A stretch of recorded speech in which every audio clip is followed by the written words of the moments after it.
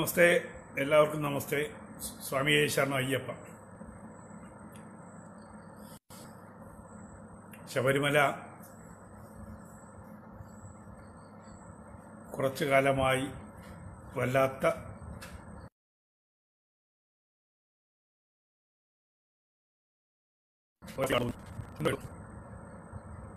അതീവ ദുഃഖം തോന്നി. ശബരിമലയിലെ ആഴി അണഞ്ഞു എന്നുള്ളൊരു വാർത്ത ഇന്ന് ലൈവിൽ കേട്ടു.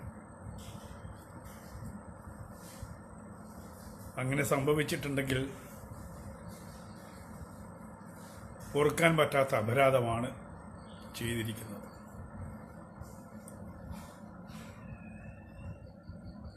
ശബരിമല എനിക്ക് പ്രിയപ്പെട്ട ഇടമാണ്. 2 പ്രാവശ്യം കാനന വഴിക്കും 1 പ്രാവശ്യം പമ്പയിൽ നിന്നും ഞാൻ മല ചവിട്ടിയിട്ടുണ്ട്. അതുകൊണ്ട് തന്നെ ശബരിമലയുടെ മഹത്വം എന്താണെന്ന് അനുഭവിച്ച് അറിഞ്ഞ വ്യക്തിയാണ് ഞാൻ. കൃത്യമായി വ്രതമെടുത്ത് മല ചവിട്ടി വിളക്ക് കണ്ട് തിരിച്ചു വന്നത്. ഒരു 4-5 ദിവസം അവിടെ വിരിവെച്ച് കിടന്നിട്ടുണ്ട്. അപ്പൊ അനുഭവം എന്നുള്ളത് അവനവൻ അനുഭവിക്കുന്നതാണ്, മറ്റൊരാൾ പറയുന്നത് പോലെയല്ല. ശബരിമലയിൽ പോയിട്ട് ശാസ്താവിനെ കണ്ട് മടങ്ങുമ്പോൾ എന്താണ് എനിക്ക് കിട്ടിയ അനുഗ്രഹം, എനിക്ക് കിട്ടിയ ഫീല് എന്നുള്ളത് അത് എനിക്ക് മാത്രം സ്വന്തമായിട്ടുള്ളതാണ്. എനിക്കും എൻ്റെ കുടുംബത്തിനും സ്വന്തമായിട്ടുള്ളതാണ്. 2 രീതിയിൽ ശബരിമലയിൽ പോകാം. ഇന്ന് വ്രതാരംഭിച്ച് നാളെ പോകാം, മറ്റന്നാൾ കള്ളു കുടിക്കാം.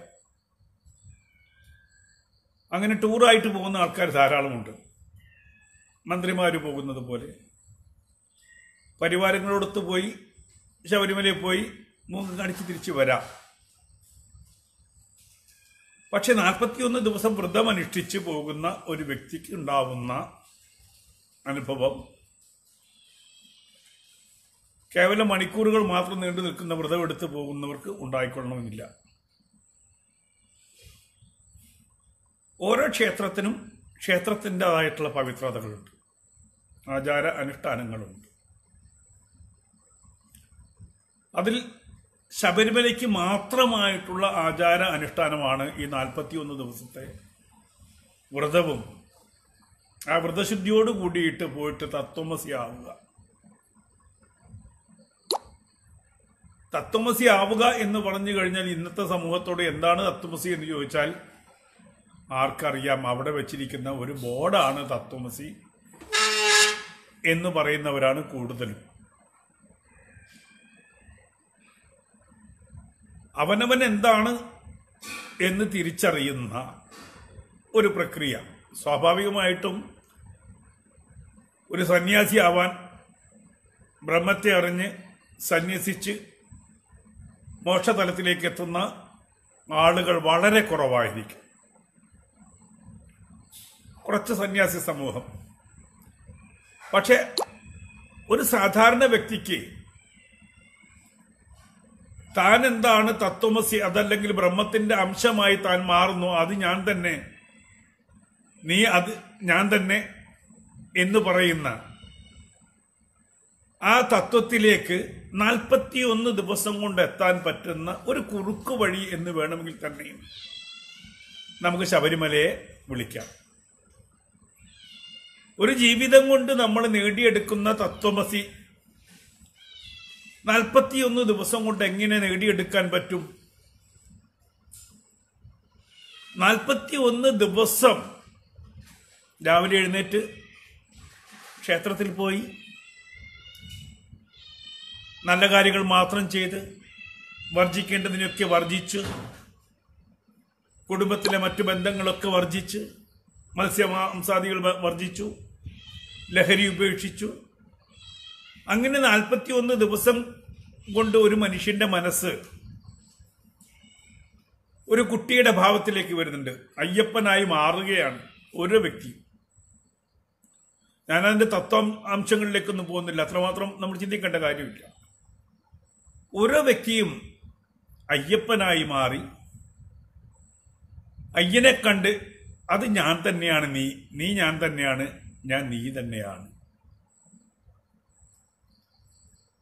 ആ പൂർണ്ണത ചെറിയൊരു കാലഘട്ടം കൊണ്ട് നമുക്ക് അതിന്റെ ഫീല്, തത്വമസിയുടെ ഫീല് മനസ്സിലാക്കി തരുന്ന മറ്റൊരു ക്ഷേത്രം ഭാരതത്തിലുണ്ടോ എന്ന് ചോദിച്ചാൽ സംശയമാണ്. എനിക്കൊക്കെ ഉണ്ടായിട്ടുള്ള അനുഭവം ഭയങ്കര അത്ഭുതമാണ്. ഞാൻ ക്ഷേത്രങ്ങളിൽ പോകുമ്പോൾ ഒരു സംവിധായകൻ എന്ന നിലയിൽ പോകാറില്ല.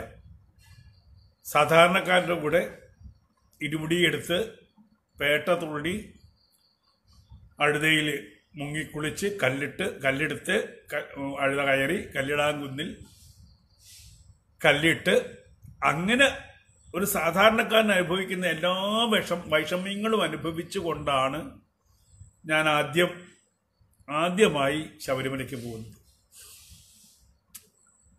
ഈ എൻ്റെ വലിയ ശരീരവും വെച്ച് ചെരുപ്പിടാതെ, ജീവിതത്തിൽ ആദ്യമായിട്ടാണ് ചെരുപ്പിടാതെ 10-60 കിലോമീറ്റർ നടക്കുന്നത്.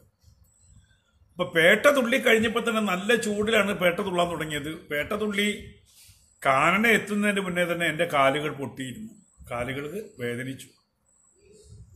അവിടെ നിന്ന് അങ്ങോട്ടുള്ള യാത്ര നിങ്ങൾക്കറിയാം, കാനന വഴിക്ക് പോയവർക്കറിയാം. അഴുത കയറി കഴിഞ്ഞപ്പോഴത്തേക്കും ഞാൻ ഏകദേശം തീർന്നിരുന്നു.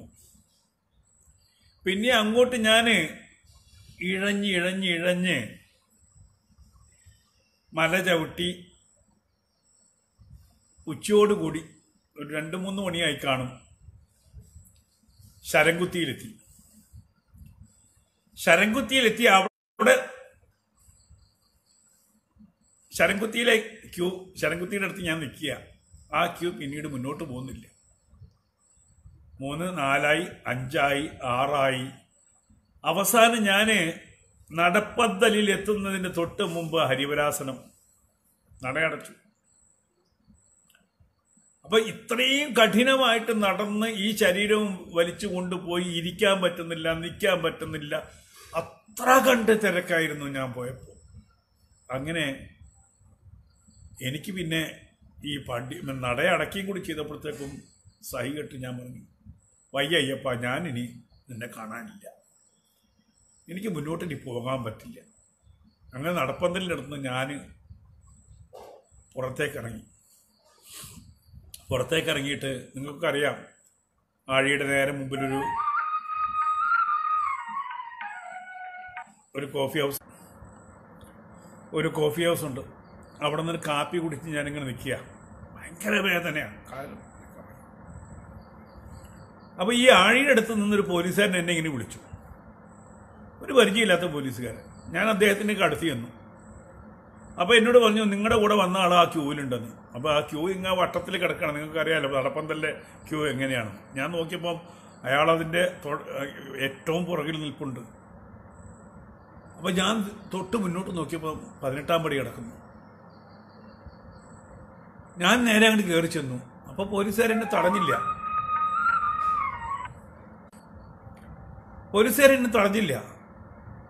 ഞാൻ 18-ാം പടി. അപ്പം ഞാനിനി കാണുന്നില്ല, ഭഗവാനെ കാണുന്നില്ല എന്ന് പറഞ്ഞ് ക്യൂവിൽ നിന്ന് പുറത്തിറങ്ങിയ ആള് ഞാൻ ചെന്നൊക്കെ നോക്കുമ്പോൾ 18-ാം പടി കാണുന്നു. ആരുമില്ല, ഒരു പോലീസുകാരനും ഇല്ല. ഈ എന്നെ വിളിച്ച പോലീസുകാരനും കുശലം പറഞ്ഞ് ഞാൻ നേരെ കയറി ചെന്നു. 18-ാം പടി കയറി. അടുത്ത ദിവസം ഭഗവാനെ കാണണ്ടേ, ഇത്രയും വിഷമിച്ച് നിൽക്കുക. അപ്പോൾ 2-ാമത്തെ ദിവസം ഈ തലേന്ന് വന്ന ഈ 3 മണി മുതലുള്ള മുഴുവൻ ജനാരവവും അവിടെ ഉണ്ട്, ശബരിമലയിലുണ്ട്. ഞാൻ ചെന്നു നോക്കുമ്പോൾ ക്യൂവിൽ നിന്നിട്ട് എനിക്ക് മുന്നോട്ട് നീങ്ങാൻ പറ്റില്ല. അപ്പോൾ ഒരു SI അവിടെ നിന്ന് SI കണ്ടിട്ട് ഞാൻ പറഞ്ഞു, ഞാൻ ഇന്ന ആളാണ്. ഇങ്ങനെ ചോദിച്ചുകൊണ്ട് തൊഴണം എന്ന് ആഗ്രഹിച്ചതല്ല, പക്ഷേ എനിക്ക് നിൽക്കാൻ വയ്യ. അതുകൊണ്ട് എനിക്കൊന്ന് ഭഗവാനെ കാണണം, ഇല്ലെങ്കിൽ ഞാൻ തിരിച്ചു പോകും. ഗുരുസ്വാമി നെയ്യഭിഷേകവും കാര്യങ്ങളൊക്കെ നടത്തിയിട്ടുണ്ട്. ഞാൻ ഭഗവാനെ കാണാതെ തിരിച്ചു പോകും, അല്ലാതെ എനിക്ക് നിർവാഹമില്ല. അപ്പോൾ എന്നോട് ചോദിച്ചു എന്താ പേര് പറഞ്ഞത്? ഞാൻ പറഞ്ഞു അലി അക്ബർ. ആ സംവിധായകൻ തന്നെയാണോ? അതെ. ഉടനെ ഒരു കോൺസ്റ്റബിളിനെ വിളിച്ചിട്ട് പറഞ്ഞു ഇദ്ദേഹത്തെ ഒന്ന് VIP അവിടെ കൊണ്ടുപോയി തൊഴിക്കുന്നു. അങ്ങനെ എന്നെ കൊണ്ടുപോയി. ഞാൻ 10 മിനിറ്റ് ഭഗവാനെ കണ്ടു. തിരിച്ചു വന്നിട്ട് എന്നോട് SI വീണ്ടും ചോദിച്ചു ഇനി എന്തെങ്കിലും ആഗ്രഹം ഉണ്ടോ എന്ന് വെച്ചു. ഞാൻ പറഞ്ഞു എൻ്റെ കൂടെ വന്ന ഗുരുസ്വാമി അടക്കം ഒരു 9 പേരുണ്ട്, അവരെയും കൂടി ഒന്ന് ഭഗവാനെ കാണിച്ചുകൂടെ എന്ന് ചോദിച്ചു. അയ്യോ ഞാൻ ചോദിച്ചു കുടുങ്ങിയല്ലോ എന്ന് പറഞ്ഞ് SI എൻ്റെ കൂടെ വന്ന എൻ്റെ ഗുരുസ്വാമീനെ അടക്കം കാണാനുള്ള സൗകര്യം ചെയ്തു കൊടുത്തു. അങ്ങനെ ഭഗവാനെ കണ്ടു, കണ്ണിറയെ കണ്ട് ഞാൻ തിരികെ പമ്പയിലെത്തുമ്പോൾ വീണ്ടും ഈ SI എന്നെ വിളിച്ചു ചോദിച്ചു ഒന്നും കൂടി വരുന്നോ? ഇപ്പം തിരക്കില്ല, വേണമെങ്കിൽ ഒന്നും കൂടി തൊഴാം. അപ്പം ഞാൻ പറഞ്ഞു സാരല്ല, ഞാൻ അവോളം കണ്ടല്ലോ, ഇനി അതേപോലെ കാണാൻ ബുദ്ധിമുട്ടുള്ള ആളെ വരുമ്പോൾ സാർ അയാളെ കാണിച്ചാൽ മതി. ഇതെൻ്റെ ശബരിമലയിലെ അനുഭവമാണ്. ഞാൻ ഭഗവാനോട് പിണങ്ങി മാറിപ്പോയ ആളാണ്. എന്നെ തിരിച്ച് ഭഗവാൻ അങ്ങോട്ട് കയറ്റിക്കൊണ്ടു.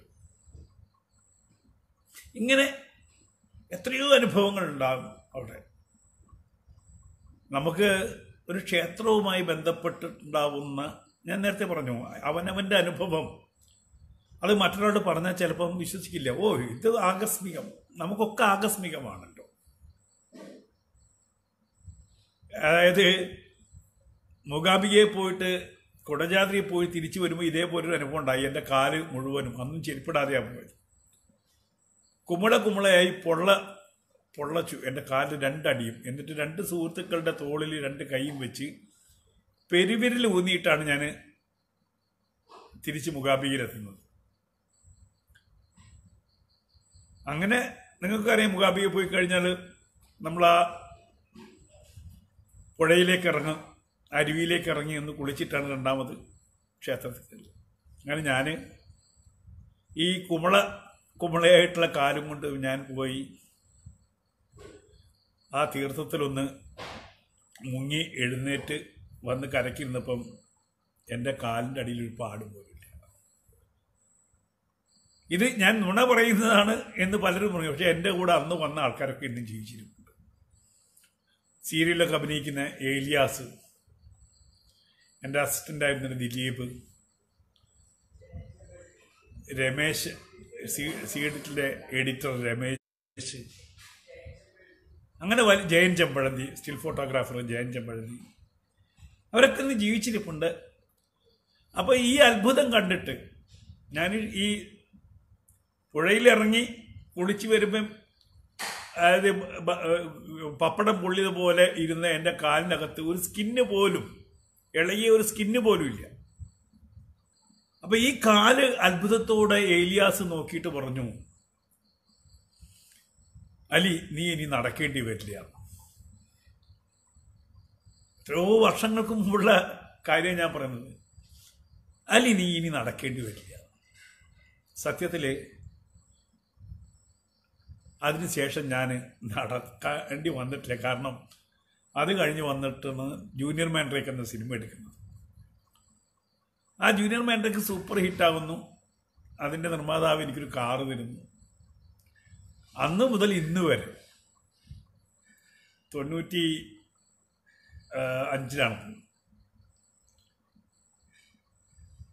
ഇന്ന് വരെ എനിക്ക് എൻ്റെ വീട്ടിൽ വാഹനം ഒഴിഞ്ഞിട്ടില്ല. സ്കൂട്ടറാണെങ്കിലും ശരി, ഇനി എന്തായാലും ശരി, വാഹനത്തിൽ സഞ്ചരിച്ചിട്ടുണ്ട്.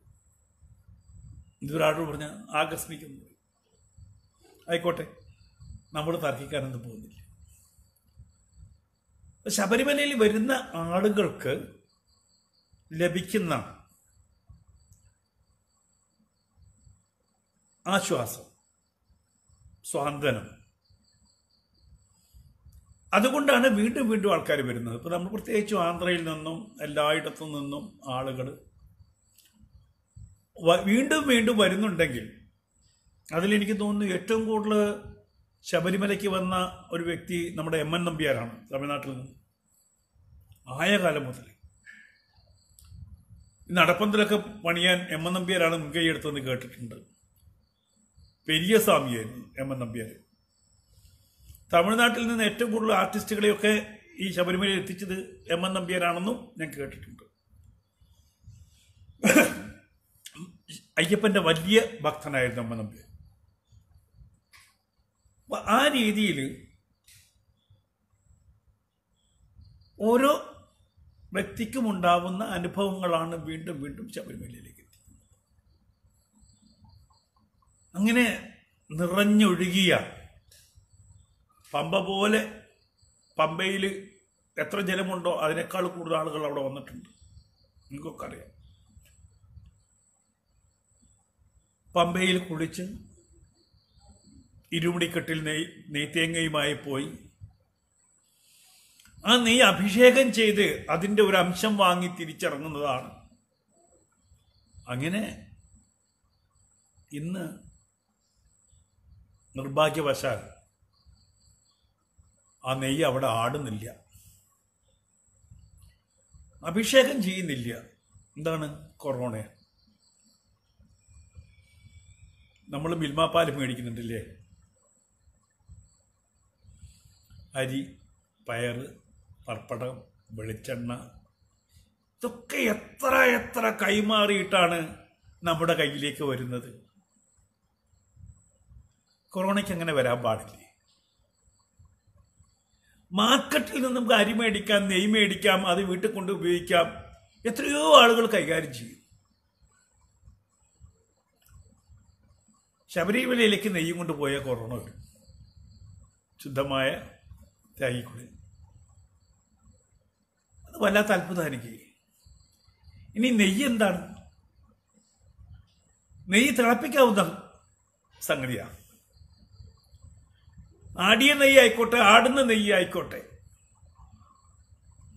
അവിടെ നിന്ന് കിട്ടുന്ന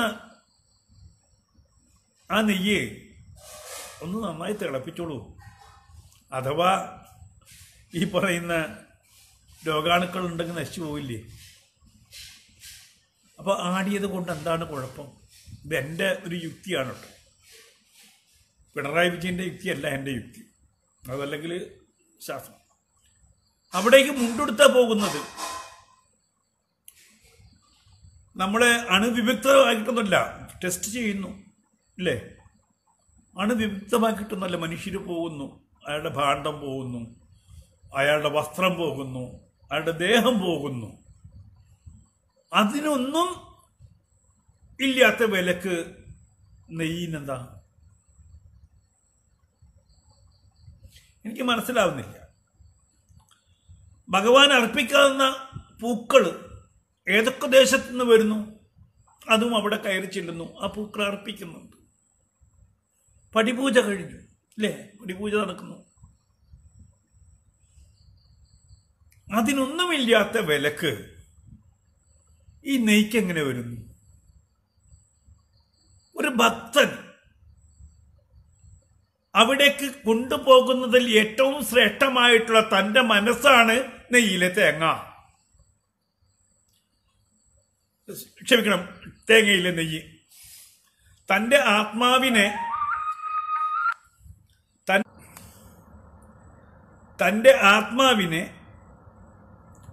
തേങ്ങയിലേക്ക്, തന്റെ ആത്മാവിനെ നെയ്യ് രൂപത്തിൽ തേങ്ങയിലേക്ക് അർപ്പിച്ച്, തേങ്ങ ശരീരമാണെന്ന് പറയുന്നത്, അവിടെ കൊണ്ടുപോയി അയ്യന്റെ നെറുകയിലേക്ക് അർപ്പിക്കുന്ന കർമ്മം അത് നടന്നിട്ടില്ലെങ്കിൽ പിന്നെ എന്തിനാണ് ശബരിമല? നമ്മൾ ആ ക്ഷേത്രത്തിലേക്ക് തൻ്റെ ആത്മാവിനെ നെയ്യിൻ്റെ രൂപത്തിൽ കൊണ്ടുപോയി ഭഗവാന് അഭിഷേകം ചെയ്യുന്നതാണ് ശബരിമല യാത്ര. അത് സാധിക്കുന്നില്ലെങ്കിൽ, ഞാൻ നേരത്തെ പറഞ്ഞു, ഞാൻ വസ്ത്രമെടുത്ത് പോകുന്നു, ആ വസ്ത്രത്തിൽ അണുക്കൾ ഉണ്ടാവാം. എൻ്റെ കയ്യിൽ സഞ്ചിയുണ്ട്, ഇരുമുടി കെട്ടുണ്ട്, അതിലൊക്കെ ഈ പറയുന്ന വൈറസ് ഉണ്ടെങ്കിൽ ഇതൊന്നും അവിടെ കയറ്റരുതല്ലോ. ഈ ചൂടാക്കിയാൽ ഒന്ന് തിളപ്പിച്ചോളൂ. നിങ്ങൾ ഈ നെയ്യ് വാങ്ങിക്കൊണ്ടുപോയിട്ട് അവിടെ അപ്പവും അരവണയും ഉണ്ടാക്കുന്നുണ്ടല്ലേ, അതിന് നെയ്യ് എവിടുന്നാ വരുന്നത്, അതിന് ശർക്കര എവിടുന്നാ വരുന്നത്? ഇതൊക്കെ അതിന്റെ മുകളിലേക്ക് കയറി ചെന്നിട്ടല്ലേ ഇതൊക്കെ ചെയ്യുന്നത്. അപ്പൊ ഞാൻ കൊണ്ടുപോകുന്ന നെയ്ക്ക് മാത്രം ആ നെയ്യ് അവിടെ ആടണ്ട. ഭഗവാന് ഏറ്റവും പ്രിയപ്പെട്ട അഭിഷേകം എനിക്ക് ചെയ്യാൻ പറ്റില്ല. ഈ പറയുന്ന നമ്മൾ പുഴയിൽ ഇറങ്ങി മുങ്ങാൻ പാടില്ല, ഓക്കെ, അല്ലെ പുഴയിൽ വെള്ളമൊന്നും തൊടാൻ പാടില്ല, രോഗാണുവിനെ പേടിച്ചിട്ടാണ്. അതിങ്ങനെ ശബരിമലയിൽ നിന്ന് ഒഴുകി എത്ര ദൂരം പോകുന്നുണ്ട്, എത്രയോ മനുഷ്യരത് തൊടുന്നുണ്ട്, എത്രയോ മനുഷ്യരതിൽ കുളിക്കുന്നുണ്ട്. ആ ജലം കൈവഴിയായിട്ട് പല സ്ഥലത്തേക്ക് തിരിഞ്ഞു പോകുന്നുണ്ട് അല്ലേ. പമ്പ അവിടെ അങ്ങനെ നിൽക്കുകയല്ല ചെയ്യുന്നത്, പമ്പ ഒഴുകിക്കൊണ്ടിരിക്കുന്നുണ്ട്. അവിടെ ഭക്തൻ അവന്റെ കൈക്കൊമ്പിളിൽ ഒരു പമ്പയിൽ നിന്ന് ഒരൽപ്പം ജലമെടുത്ത് നെറുകയിൽ വെച്ചാൽ രോഗം വരുമെങ്കിൽ ഒന്ന് ആലോചിച്ച് നോക്കൂ. ഈ ശബരിമലയിൽ മുഴുവൻ വേസ്റ്റ് വാട്ടറും പമ്പയിലേക്ക് ഒഴുക്കുന്നുണ്ട് അല്ലേ,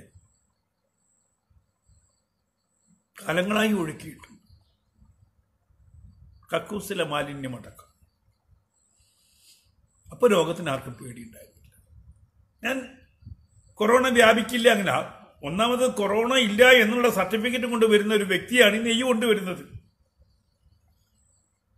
അയാളാണ് പമ്പയിൽ ഒന്ന് നനയ്ക്കുന്നത്.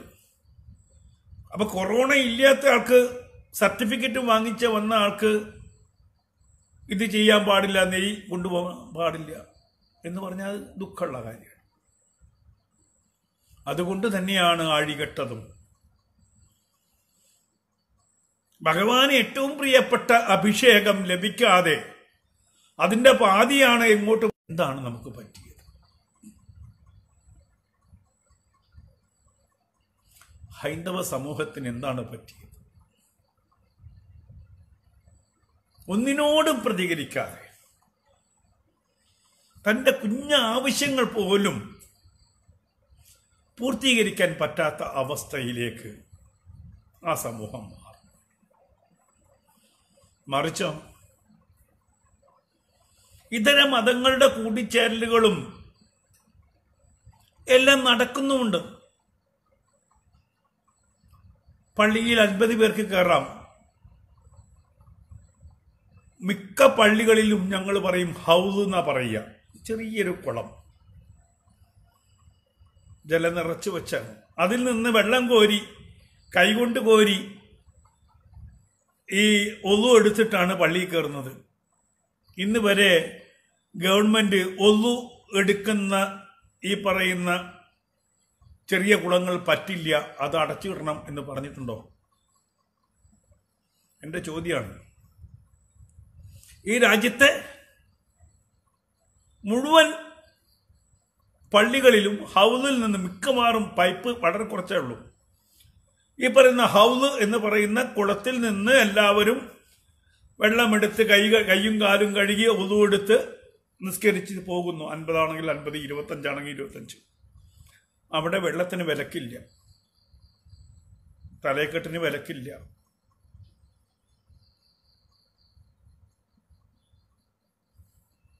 എനിക്കിത് മനസ്സിലാകുന്നില്ല എന്താ. ഈ വർഷം ശബരിമലയ്ക്ക് പോയവർക്ക് എന്തിനാണ് അവർ പോയത്? നെയ്യഭിഷേകം ചെയ്യാൻ പറ്റുന്നില്ലെങ്കിൽ ദുഃഖത്തോടുകൂടിയാണ് എനിക്ക്. ഭഗവാൻ അർപ്പിച്ച നെയ്യ് തിരിച്ച് പാത്രങ്ങളിലാക്കി വീട്ടിൽ കൊണ്ടുപോയി ഒന്ന് തിളപ്പിച്ചാൽ ആ രോഗാണു ഉണ്ടെങ്കിൽ തന്നെ രോഗാണു നശിച്ചു പോയില്ലേ? നമ്മൾ മാസ്ക് വെച്ച് പോകുന്നു ഇല്ലേ? എത്രയോ ഇപ്പൊ ഞാൻ ഇന്നും ടൗണിൽ പോയിരിക്കുകയാണ്. എനിക്ക് സാധനങ്ങൾ മേടിക്കണം. 10, 100, 200 പേര് ഡെയിലി കയറി ഇറങ്ങുന്ന സ്ഥലത്ത് തന്നെയാണ് ഞാൻ പോയി മാസ്ക് ഇട്ടിട്ട്. അവിടെ ഈ 100 പേര്, 200 പേര്, 300 പേര് കയറി ഇറങ്ങുന്നുണ്ട്. അവിടെയൊന്നുമില്ലാത്ത വിലക്ക് ഭഗവാന് കൽപ്പിക്കുമ്പോൾ ഒരു വിഷമുണ്ട്. അതിൻ്റെ ശാസ്ത്രീയ വശം എനിക്ക് മനസ്സിലാവുന്നില്ല എന്താണെന്ന്.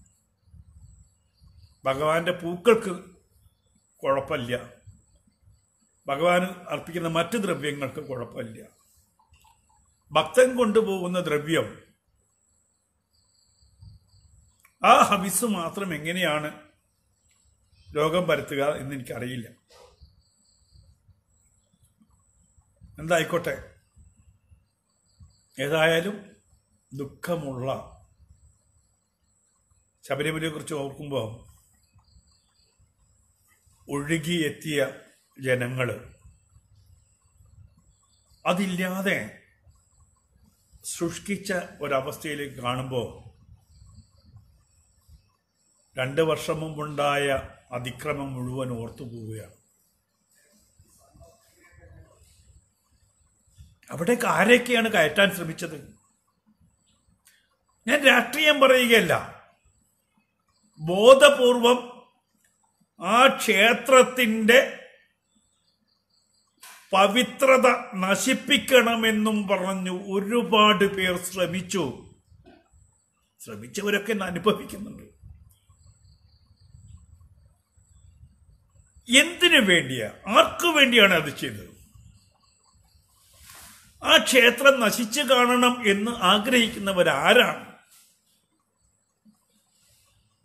ചോദിക്കാതെ വയ്യ.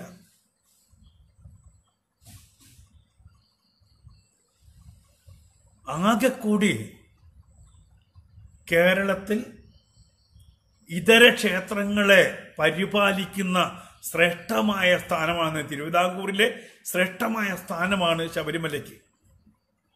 അവിടെ അന്നം മുട്ടിയാൽ ഒരുപാട് ക്ഷേത്രങ്ങളിൽ അന്നം മുട്ടും, ഇല്ലേ? അവിടെ അന്നം മുട്ടിയാൽ ഒരുപാട് ക്ഷേത്രങ്ങളിൽ അന്നം മുട്ടും.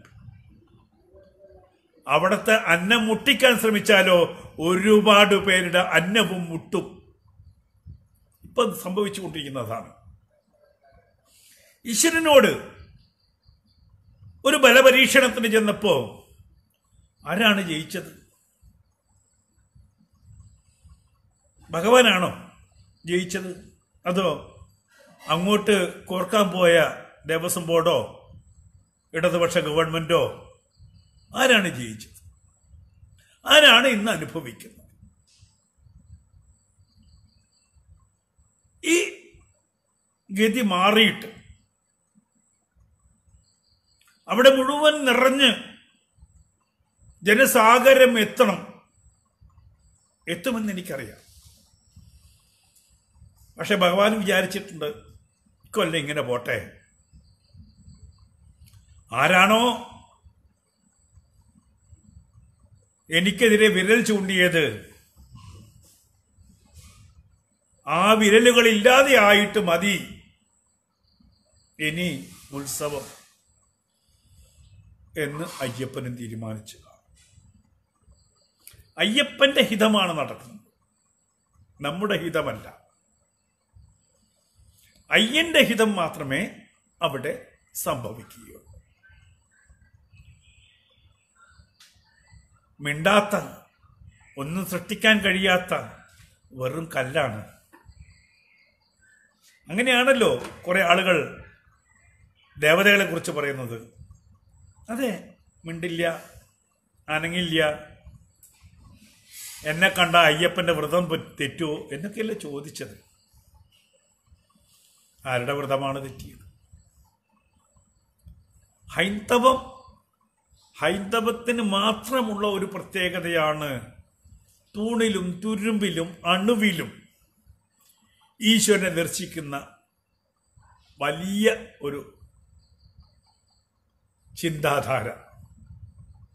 തൻ്റെ മുന്നിലുള്ള ഏതിലും ഈശ്വരനാണ്, തന്നിലും അത് തന്നെയാണ് എന്ന് ദർശിക്കുന്ന ആ വിശ്വാസം വേറെ ഒരു മതത്തിനുമില്ല. എന്നെ മാത്രം നോക്കൂ, എനിക്ക് വേണ്ടി കുനിയട, എനിക്ക് വേണ്ടി പ്രാർത്ഥിക്കട എന്ന് പറയുന്ന ഈശ്വരനെ നിങ്ങൾക്ക് നിറയെ കാണാം. എവിടെയും നോക്കിക്കോളൂ, എന്തിലും ഞാനുണ്ട്, ഏത് വഴിക്കും വന്നോളൂ, എന്നെ കാണാം എന്ന് പറയുന്ന ആ മഹത്തായ കാഴ്ചപ്പാട് ഹൈന്ദവന്റെ മാത്രം സ്വത്താണ്. ബാക്കി എല്ലാവരും എന്നിലൂടെ എന്നിലൂടെ എന്നിലൂടെ മാത്രം എന്ന് പറയുമ്പോൾ ഹൈന്ദവ സംസ്കാരം പറയുന്നു, എട്ടുകാലിയെ ആരാധിച്ചോ, പല്ലീനെ, എലീനെ, പുലീനെ,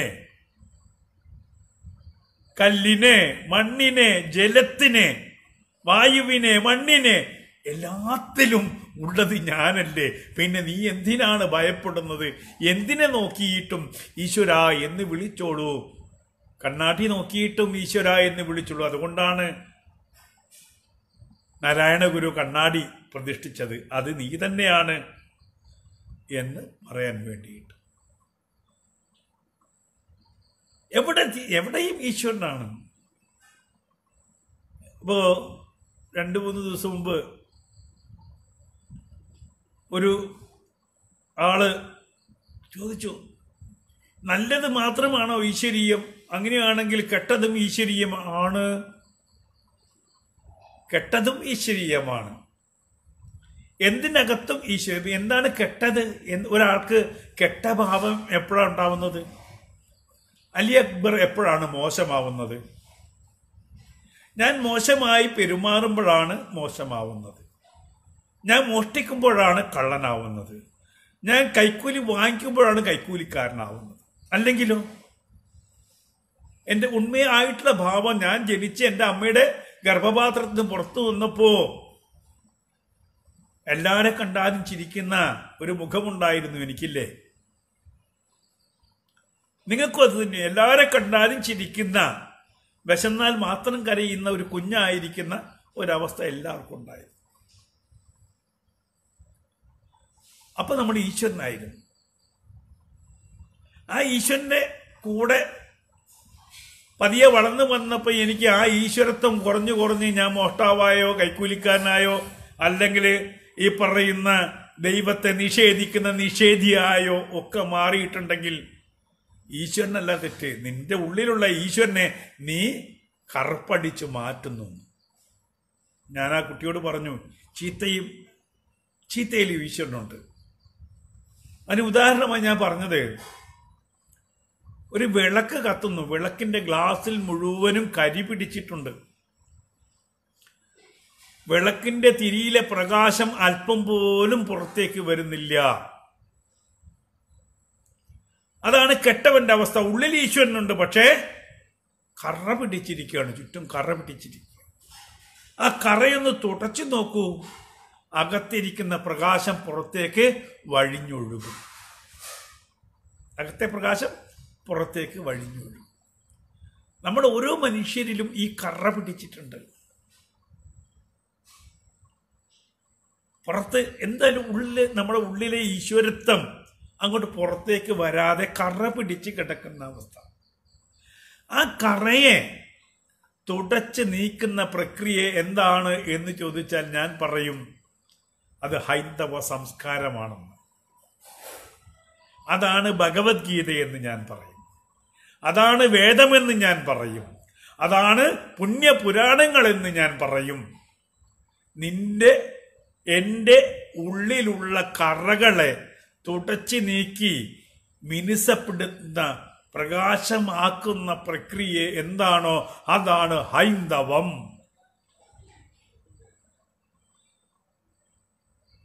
ആ ഹൈന്ദവമാണ് ശബരിമലയിൽ. ആ ഹൈന്ദവത്തിന്റെ പ്രതീകമാണ് ശബരിമല. 41 ദിവസം കൊണ്ട് ഒരു കുടുംബത്തെ, എത്ര കള്ളുകൂടിയന്റെ കുടുംബമാണെങ്കിലും ശരിക്ക് 41 ദിവസം വ്രതം ആചരിക്കുകയാണെങ്കിൽ 41 ദിവസം ആ കുടുംബത്തിൽ സ്വർഗത്തിന്റെ പ്രതീതി ഉണ്ടാവില്ലേ? മാംസം കയറാത്ത, മദ്യം കയറാത്ത ഒരു വീട്ടിൽ 41 ദിവസത്തെ പവിത്രത ഉണ്ടാവും. അത്രയായി. 41 ദിവസം ഭാരതത്തിന്റെ വിവിധ കോണുകളിൽ വിളക്കുകൾ കത്തുന്നു. അതൊരു യജ്ഞഭാവത്തോടു കൂടിയാണ്. അപ്പൊ അത്രയും പ്രകാശം ഈ ലോകത്തുണ്ടായില്ലേ? അയ്യപ്പനെ കൊണ്ടുള്ള ഗുണം അതാണ്. ഇപ്പൊ പ്രകാശമില്ല. 2 കൊല്ലമായിട്ട് പ്രകാശം മങ്ങിയിരിക്കുക. ഈശ്വരത്വം ഒളിഞ്ഞിരിക്കുകയാണ്, തെളിഞ്ഞിരിക്കുന്നില്ല. വ്രതം നമുക്ക് അനുഷ്ഠിക്കാൻ പറ്റുന്നില്ല. അയ്യപ്പൻ്റെ അടുത്ത് പോയാലും നമുക്ക് നെയ്യ് കൊണ്ടുപോകാൻ പറ്റുന്നില്ല. അപ്പൊ ഈശ്വരത്വം മറഞ്ഞിരിക്കുന്ന ഇനി തെളിഞ്ഞു വരും. എപ്പോഴാ തെളിയുക? എന്തിനാണ് അയ്യപ്പൻ അവതരിപ്പിച്ചത്? ആരെ ഇല്ലാതാക്കാനാണ്? നമ്മൾ കല്ലിടാൻകുന്നില് ആരെയാണ് ആ ഓർമ്മയ്ക്കായിട്ട് കല്ലിടുന്നത്? മഹിഷിയെ ഇല്ലാക്കാൻ വേണ്ടിയിട്ടാണ്, അല്ലേ? ഇല്ലാതാക്കാൻ വേണ്ടിയിട്ടാണ് അയ്യപ്പൻ വന്നത്. ഇപ്പോഴും മഹിഷാസുരന്മാർ ഇപ്പോഴും ഉണ്ട്. അയ്യപ്പന് നേരെ വാളും പരിചയമൊക്കെ, നീ ആരേടാ എന്നൊക്കെ ചോദിച്ചിട്ട് വന്ന ആൾക്കാരാണ്. അപ്പൊ ഇനി ശാന്തത വരണമെങ്കിൽ അയ്യപ്പൻ അതൊക്കെ ഒന്ന് വെടിപ്പാക്കി കല്ലിട്ടിട്ട് കൊല്ലം നമ്മൾ ആ മഹിഷികൾ ഒടുങ്ങുന്നിടത്ത് കല്ലെടുത്തിടണം. അങ്ങനെ നമ്മൾ കല്ലെടുത്തിടാൻ പോവുകയാണ്. ഇടേണ്ടുന്ന അവസ്ഥയായിട്ടുണ്ട്. അപ്പൊ അയ്യപ്പൻ അത് ചെയ്യും. അയ്യപ്പന്റെ നേർക്ക് ചൂണ്ടിയ വിരലൊക്കെ അയ്യപ്പൻ കൊത്തും. മഹിഷാസുരന്മാരെ എങ്ങനെയാ മഹിഷി എങ്ങനെയാണോ ഇല്ലാതായത് അതേപോലെ തന്നെ അയ്യപ്പൻ ഈ മഹിഷികളൊക്കെ തട്ടും. എന്നിട്ടോ വീണ്ടും അയ്യപ്പൻ രാജകീയമായിട്ട് തൻ്റെ പ്രജകൾക്ക് വേണ്ടി അവിടെ കാത്തിരിക്കും. പുഴ പോലെ പ്രജകൾ അങ്ങോട്ട് ഒഴുകിയെത്തും, സംശയം വേണ്ട. പുഴ പോലെ, സമുദ്രം പോലെ ആളുകൾ ശബരിമലയിലേക്ക് എത്തും. ഭാഗ്യമുണ്ടെങ്കിൽ ഞാനും എത്തണം.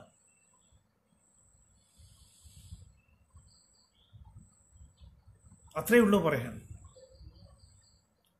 നമ്മുടെ കയ്യിലുള്ള വൈഡൂര്യങ്ങൾ ചാണകത്തിൽ പൂഴ്ത്തി വയ്ക്കരുത്, അത് പുറത്തേക്കെടുക്കുക.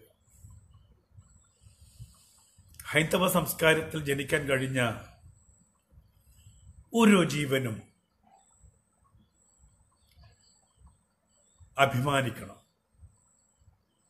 ഭാരതത്തിൽ ജനിക്കാൻ കഴിഞ്ഞ ഓരോ വ്യക്തിയും അഭിമാനിക്കണം. ലോകത്തിലെ ഏറ്റവും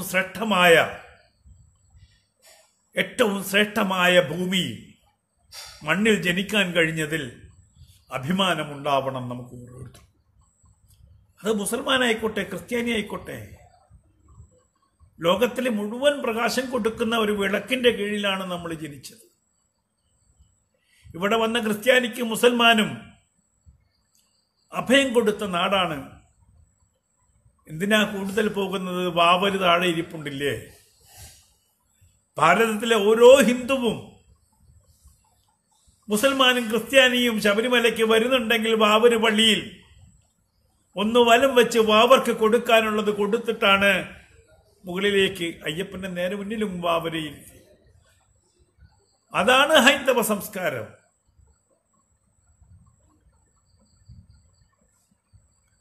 അയ്യപ്പന്റെ അടുത്ത് പെണ്ണുങ്ങൾക്ക് കയറാൻ പറ്റിയിട്ടില്ല എന്നും പറഞ്ഞ് എന്തൊരു ബഹളമായി. എന്റെ പള്ളിയിൽ പെണ്ണുങ്ങൾക്ക് കയറാൻ പറ്റിയില്ല എന്ന് പറഞ്ഞ് ആരും ബഹളം ഉണ്ടാക്കിയിട്ടില്ല. എന്റെ പെങ്ങന്മാരാരും പള്ളി കണ്ടിട്ടില്ല. എന്ത് മരിച്ച ഉമ്മയുടെ ഖബറിസ്ഥാൻ പോലും കണ്ടിട്ടില്ല. കയറാൻ പാടില്ല അവിടെ പെണ്ണുങ്ങൾക്ക്. ഈ രാജ്യത്തൊരു കുഴപ്പമുണ്ടാക്കിയില്ല, ഒരു പെണ്ണും കുഴപ്പമുണ്ടാക്കിയില്ല. അതെന്താ? ആണിനും പെണ്ണിനും അവിടെ തുല്യത വേണ്ടേ എന്ന് ചോദിച്ചില്ല. പക്ഷെ അയ്യപ്പന്റെ അടുത്തേക്ക് മാത്രം. അതുകൊണ്ട് കുറച്ച് എല്ലായിടത്തും അതിൻ്റെ ദുഃഖം നമ്മൾ അനുഭവിച്ചേ മതിയാവും. അനുഭവിച്ചേ പോകും. നമ്മൾ ചെയ്തതിൻ്റെ തെറ്റുകൾ, ആ കുറ്റങ്ങൾ, നമുക്കൊക്കെ അതിൻ്റെ ആ പാപത്തിൽ പങ്കുണ്ട്. കാരണം ഹൈന്ദവ സമൂഹം ഒരുമിച്ച് നിന്നിരുന്നെങ്കിൽ ഒരുത്തനും തൊടില്ലായിരുന്നു. ഹൈന്ദവ സമൂഹത്തെ വർണ്ണത്തിൻ്റെ പേരിൽ നാനാവിധ വർണ്ണങ്ങളാക്കി പകുത്തുമാറ്റി അവരുടെ ശക്തി ചോർത്തി പരസ്പരം യോജിക്കാത്ത വിധം തമ്മിൽ അകറ്റിയത് ആരാണ്? ആ ശക്തികൾ ഇന്നും നിലനിൽക്കുന്നു എന്നുള്ളതാണ് സത്യം. ഹിന്ദു എന്ന് വിളിച്ചാൽ എന്തോ എന്ന് വിളി കേൾക്കാത്ത ഒരു സമൂഹം. നായരേന്ന് വിളിച്ചാൽ വിളി കേൾക്കും, ഇടവരേന്ന് വിളിച്ചാൽ വിളി കേൾക്കും, തീയരേന്ന് വിളിച്ചാൽ വിളി കേൾക്കും. അങ്ങനെയൊക്കെ നമ്മൾ സംഘടനകൾ ഉണ്ടാക്കിയിട്ടുണ്ട്. ഹിന്ദു എന്ന് വിളിച്ചാൽ വിളി കേൾക്കാൻ ആളില്ലാത്ത വിധം ശിഥിലീകരിച്ചു കഴിഞ്ഞു. വിവിധ ഗ്രൂപ്പുകളായി മാറ്റി. എന്നിട്ട് അതിനെ പരസ്പരം തല്ലിക്കുക ഈ കാലത്തും. എന്നിട്ട് ആ പേരും പറഞ്ഞ് മതം മാറ്റാൻ നടക്കുക. നിനക്കവിടെ രക്ഷയിലിട്ടോ. അങ്ങനെ അത് സമൂഹം മുഴുവൻ മാറിയിട്ടും നിനക്ക് അവിടെ രക്ഷയില്ല, നീ പുലേനാണ്, പറയനാണ്, അതുകൊണ്ട് നീ ഞങ്ങളുടെ കൂടെ കയറിക്കോ എന്ന് പറയുന്ന ആളുകൾ ഇതൊക്കെയാണ്. അതുകൊണ്ട് ഹിന്ദു എന്ന് വിളിച്ചാൽ എന്തോ എന്ന് വിളി കേൾക്കുന്ന അവസ്ഥയിലേക്ക് നാരായണ ഗുരു പറഞ്ഞിട്ടും ചട്ടമ്പി സ്വാമി പറഞ്ഞിട്ടും സ്വാമി വിവേകാനന്ദൻ പറഞ്ഞിട്ടും നമുക്ക് എത്താൻ കഴിഞ്ഞിട്ടില്ല. നമുക്ക് എന്ന് പറയുമ്പോൾ നിങ്ങൾക്ക് സംശയം ഉണ്ടാവും, അലി അക്ബർ ഹിന്ദു അല്ലേ എന്ന്. അല്ലല്ലോ, ഞാൻ ഹിന്ദുവാ. നേരത്തെ പറഞ്ഞില്ലേ, ഭാരതത്തിൽ ജനിച്ചവരൊക്കെ ഹൈന്ദവരാണ്, ബ്രഹ്മത്തെ അറിയുന്നവരാണ്, അറിയേണ്ടുന്നവരാണ്, ഏത് മതത്തിലായിക്കോട്ടെ. ഞാൻ ശബരിമലയിൽ കയറുമ്പോൾ ഞാൻ എത്രയോ പേരുകൾ എൻ്റെ തൊട്ടു മുമ്പിലുള്ള അന്ന് ഈ ഇരുമുടിക്കെട്ടിൻ്റെ മുകളിൽ പേരുണ്ടാവും. അഹമ്മദിനെ കണ്ടിട്ടുണ്ട് ഞാൻ അവിടെ, ജോസഫിനെ കണ്ടിട്ടുണ്ട് ഞാൻ അവിടെ. കാരണം ശബരിമല അയ്യപ്പൻ്റെ മുമ്പിൽ അങ്ങനെ ഒരു വേർതിരിവുണ്ടായിരുന്നില്ല. എന്തായാലും ഇപ്പോഴത്തെ കാര്യങ്ങളിൽ ദുഃഖമുണ്ടെങ്കിലും എല്ലാം നേരെയാകും, ഭഗവാൻ എല്ലാം നേരെയാക്കും എന്ന് എനിക്ക് ഉത്തമ വിശ്വാസം. ഇനി 1921 എന്ന് പറയുന്ന എൻ്റെ സിനിമ എന്ന് പറഞ്ഞാൽ തെറ്റിപ്പോകും, നമ്മുടെ സിനിമയുടെ പ്രവർത്തനങ്ങൾ മുന്നോട്ട് പോകും. ഇതുവരെയായി ഏകദേശം 1 കോടി രൂപയോടടുത്ത് ജനങ്ങൾ എൻ്റെ അക്കൗണ്ടിലേക്ക് ഇട്ടിട്ടുണ്ട്. പലരും ചോദിക്കാറുണ്ട്, എന്തിനാണ് 1921 വീണ്ടും ചിത്രീകരിക്കുന്നത്? ഞാൻ പറയുന്നു, സത്യം പറയാനാണ്. ആ സത്യങ്ങൾ 21 അല്ലെങ്കിൽ അതിനു മുമ്പ് ഇവിടെ മുഗളന്മാർ വന്നപ്പോൾ നടന്ന വൈഷമ്യങ്ങൾ ഇന്നത്തെ തലമുറ അറിയാതെ പോയത് കൊണ്ടാണ് ഇന്ന് ഛിന്ന ഭിന്നമായി കിടക്കുന്നത്. ഒരു ഏകധാരയിലേക്ക് ഹൈന്ദവ സമൂഹം എത്താത്തത്. അപ്പൊ ഹൈന്ദവ സമൂഹം ഏകധാരയിലേക്ക് എത്തണമെങ്കിൽ പൂർവാംശങ്ങൾ അറിയണം, ഇന്നലകളെ കുറിച്ച് അറിയണം, തങ്ങൾ അനുഭവിച്ച വേദനകളെ കുറിച്ച് അറിയണം ഈ തലമുറ. അങ്ങനെ അറിയുമ്പോൾ മാത്രമേ നാളെ ഒരുമിച്ച് നിൽക്കാൻ അവർക്ക് ശേഷിയുണ്ടാവുകയുള്ളൂ. ഞാൻ എടുക്കുന്ന ചിത്രം ആരെയും വേദനിപ്പിക്കുന്ന ഒന്നുമല്ല. എന്താണോ അവസ്ഥയുണ്ടായിട്ടുള്ളത് അത് അങ്ങനെ തന്നെ പറയുകയാണ്. അത് തിരിച്ചറിയണം, ഹൈന്ദവനും മുസൽമാന്മാരും തിരിച്ചറിയണം. നാളെ ഇത് ആവർത്തിക്കാൻ പാടില്ല എന്ന ബോധം അവരിലുണ്ടാവണം. കലഹങ്ങൾ ഉണ്ടാവാൻ പാടില്ല. ഉണ്ടായിക്കഴിഞ്ഞാൽ ഒരു പക്ഷത്ത് മാത്രമല്ല, എല്ലാ പക്ഷത്തും നഷ്ടങ്ങളുണ്ടാവും. ഭീകരത എന്ന് പറഞ്ഞു കഴിഞ്ഞാൽ നഷ്ടങ്ങൾ മാത്രം സൃഷ്ടിക്കുന്ന ഒരു പ്രക്രിയയാണ് ഈ ജിഹാദ് എന്ന് എല്ലാവരും മനസ്സിലാക്കും. അത് മനസ്സിലാക്കുന്ന വിധത്തിൽ പറയാനുള്ള അവകാശം നമുക്കുണ്ട്. സത്യമായിട്ട് പറയാനുള്ള അവകാശം. അതാണ് 1921. ഞാൻ നേരിൽ പോയി കണ്ട സത്യങ്ങൾ സത്യമായി ലോകത്തിന്റെ മുമ്പിലേക്ക് കൊണ്ടുവരണം. അന്ന് ഹൈന്ദവ സമൂഹം അനുഭവിച്ച, കുറെ മുസ്ലിം സമൂഹം അനുഭവിച്ച വേദനകൾ, അതിനെ ഹീറോയിസമാക്കി മാറ്റരുത്, ചില ഹീറോകളാക്കി. അന്ന് ആന്റോഗണിസ്റ്റും പ്രൊട്ടോഗണിസ്റ്റും ഉണ്ട്. ആന്റോഗണിസ്റ്റുകളെ ഹീറോകളാക്കി മാറ്റുന്ന, പ്രൊട്ടോഗണിസ്റ്റുകളാക്കി മാറ്റുന്ന ആ പ്രക്രിയ പാടില്ല. അവരതിന് തുനിഞ്ഞപ്പോഴാണ് നമുക്ക് സത്യം പറയേണ്ടി വന്നത്. മറ്റ് നമ്മൾ മാറി നിൽക്കുകയായിരുന്നു. കഥയിലെ വില്ലന്മാരെ ഒരു ദിവസം പെയിന്റ് അടിച്ച് കുട്ടപ്പനാക്കി ഇവരാണ് കേട്ടോ ഹീറോകൾ എന്ന് പറഞ്ഞു വരുമ്പോ അവരായിരുന്നില്ല ഹീറോകൾ. അതല്ലാത്ത ഹീറോകൾ ഉണ്ടായിരുന്നു. അത് മുസ്ലിങ്ങളിൽ തന്നെ നല്ല ഹീറോകൾ ഉണ്ടായിരുന്നു. അവരെ വേണമെങ്കിൽ ഞങ്ങൾ സല്യൂട്ട് ചെയ്യാം, ബഹുമാനിക്കാം. അല്ലാതെ നികൃഷ്ടത ചെയ്തവരുണ്ടെങ്കിൽ അവര് സമൂഹത്തിൽ നികൃഷ്ടതയുടെ പേരിൽ മാത്രമേ അറിയപ്പെടാൻ പാടുള്ളൂ എന്നുള്ളതാണ് പരമമായ സത്യം. ആ സത്യം തന്നെയാണ് നമ്മൾ തുടരുന്നത്. അതാരും വേദനിപ്പിക്കാൻ വേണ്ടിയിട്ടില്ല. ഞാനും അതിന്റെ ഭാഗമായി, എൻ്റെ പൂർവികരും അതിന്റെ ഭാഗമായിരുന്നു. തെറ്റുകൾ തിരുത്തപ്പെടേണ്ടതാണ്. സമൂഹത്തിൽ എന്താണ് ശബരിമലയ്ക്ക് പോകുന്നത്, വ്രതനുഷ്ഠിക്കുന്നത് തെറ്റുകൾ തിരുത്താൻ വേണ്ടിയിട്ടാണ്. ഞാൻ നേരത്തെ പറഞ്ഞല്ലോ, എൻ്റെ ദേഹത്ത് പറ്റിയിരിക്കുന്ന കറകൾ കഴുകി കഴുകി കഴുകി ഞാൻ ഈശ്വരനാവുന്ന പ്രക്രിയയാണ്. അങ്ങനെ വരുമ്പോൾ ഈ സമൂഹത്തിൽ ഉണ്ടായിരുന്ന കറകളെ കുറിച്ച് നമ്മൾ പറയുകയും അതിനെ സോപ്പിട്ട് കഴുകി വൃത്തിയാക്കേണ്ട ബാധ്യതയും നമുക്കുണ്ട്. ആ ചുമതലയാണ് ഞാൻ നിർവഹിക്കുന്നത്. ദിവസവും തെറിവിളി വരുന്നുണ്ട് എല്ലായിടത്തു നിന്നും. ചില കോണുകളിൽ നിന്നൊക്കെ തെറിയഭിഷേകമാണ്. നിനക്കൊന്നും വേറെ പണിയില്ലേ, ഹിന്ദുക്കളെ പറ്റിക്കുന്നു, അങ്ങനെയാണ് ഇങ്ങനെയാണ്. അങ്ങനെ ഇത്രയും ശത്രുതകൾ പറഞ്ഞു വരുത്തിയപ്പോഴും നുണകൾ പറഞ്ഞു വരുത്തിയപ്പോഴും ഹൈന്ദവരിൽ ഒരു ചെറിയ സമൂഹവും, ക്രിസ്ത്യാനികളിലെ ചെറിയ സമൂഹവും, മുസ്ലിങ്ങളിലെ ചെറിയ സമൂഹവും ഈ സിനിമ പുറത്തു വരണമെന്ന് നിശ്ചയിച്ചുകൊണ്ട് 100 രൂപയും 50 രൂപയും 25 രൂപയും 10 രൂപയും വരെ എൻ്റെ അക്കൗണ്ടിലേക്ക് ഇട്ടിട്ടുണ്ട്. എല്ലാവർക്കും നന്ദി പറയാതെ വഴി.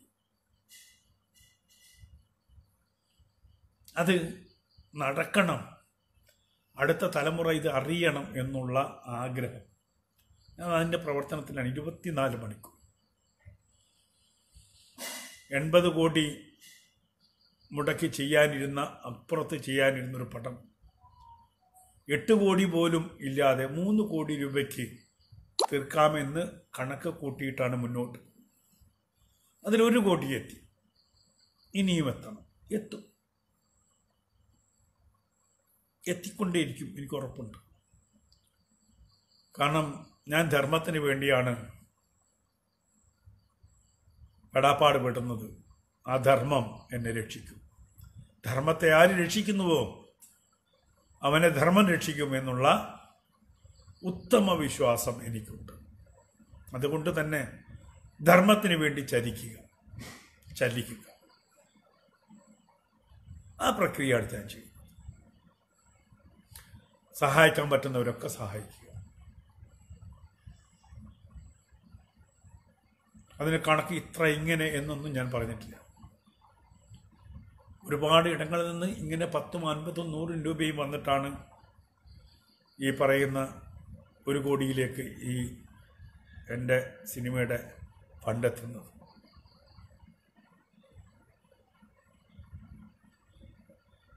ഞാൻ 100 പേരുടെ ജോലി ചെയ്യാൻ തയ്യാറാണ്.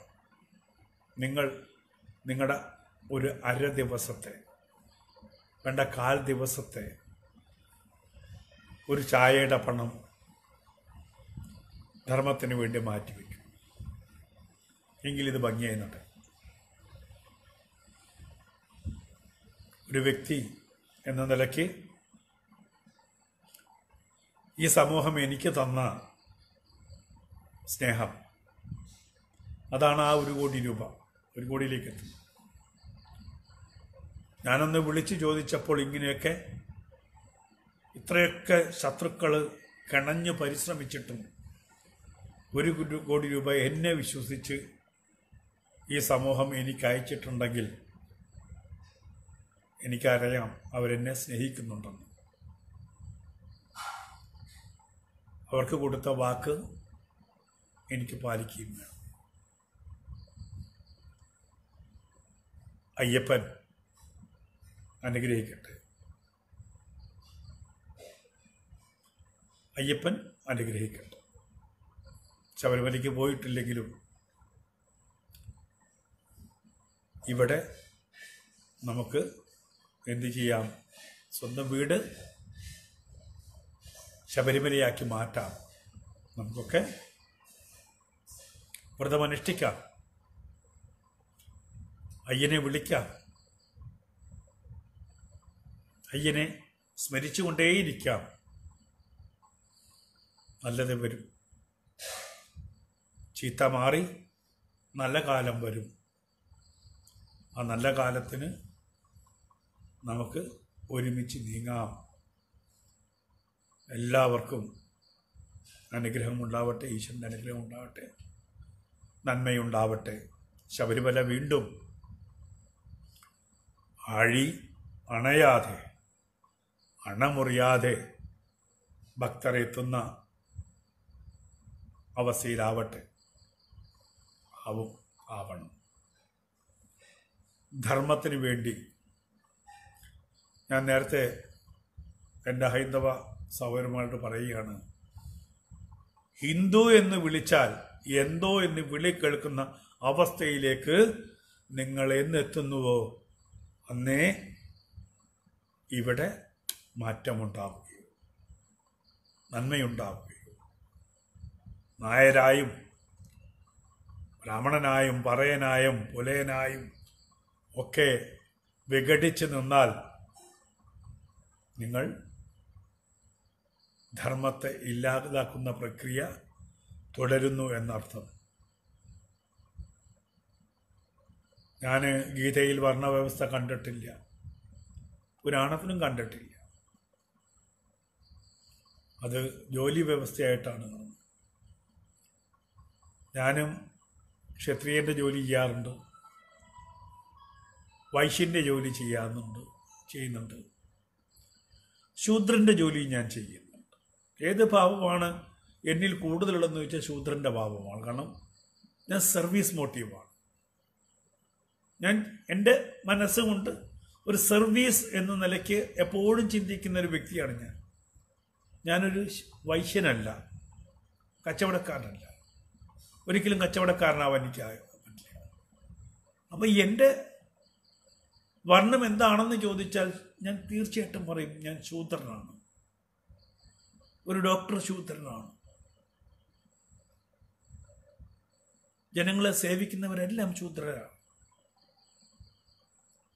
രാജസ ഗുണം കുറവായിരിക്കും അവർ. സാത്വികമായിട്ടുള്ള ഭാവമായിരിക്കും കൂടുതലുണ്ടാവുക. എനിക്ക് രാജസം ഉണ്ടായിരുന്നു, ഇപ്പോഴും ഉണ്ട്, ഇല്ല എന്നല്ല. പക്ഷേ ആ ഭാവം വളരെയധികം കുറഞ്ഞിട്ടുണ്ട്. അതിന് കാരണം അയ്യപ്പനാണ്. ഒരു ശബരിമലയ്ക്ക് മാലയിട്ടപ്പോഴും ആ 41 ദിവസത്തിനുള്ളിൽ എൻ്റെ സുഹൃത്ത് ചോദിച്ചു, ഗീത പഠിക്കുന്നോ? കോഴിക്കോട് AKB നായർ ഫ്രീ ആയിട്ട് പഠിപ്പിക്കുന്നുണ്ട്, വരുന്നോ എന്ന് ചോദിച്ചു. അപ്പോൾ അയ്യപ്പനാണ് എനിക്ക് വഴികാട്ടിയായി മാറിയത്. ആ 41 ദിവസത്തിൻ്റെ ഇടയിലാണ് ഞാൻ ഗീതാ പഠനം ആരംഭിക്കുന്നത്, ഭാരതത്തെ അറിയുന്നത്, ഭാരതത്തെ സംസ്കാരത്തെ ഇഴുകിപ്പിടിക്കുന്നത് ഒരു ശബരിമല തീർത്ഥാടന കാലത്താണ്. അതുകൊണ്ട് തന്നെ ശബരിമല തീർത്ഥാടന കാലം എനിക്ക് ഏറ്റവും പ്രിയപ്പെട്ടതാണ്. എനിക്ക് എന്നെ തിരിച്ചറിയാനും എൻ്റെ സംസ്കാരത്തെ തിരിച്ചറിയാനും ഇടയാക്കിയ കാലഘട്ടമാണ് ഈ മണ്ഡലകാലം. ലൈവിൽ ഒരുപാട് പേരൊന്നുമില്ല എന്നറിയാം, എന്നാലും ഉള്ളവർക്കൊക്കെ ഒരിക്കൽ കൂടി നന്മ നേരുന്നു. എൻ്റെ 1921 എന്ന സിനിമയ്ക്ക് നിങ്ങളുടെ സഹായമുണ്ടാവണം, നിങ്ങളുടെ പ്രാർത്ഥനയുണ്ടാവണം. നിങ്ങളെന്താണോ അത് തന്നെയാണ് ഞാൻ. നിങ്ങളെന്താണോ ആഗ്രഹിക്കുന്നത് അത് തന്നെ ആയിത്തീരണം. അത് ധർമ്മം ജയിക്കട്ടെ. നന്ദി, നമസ്കാരം.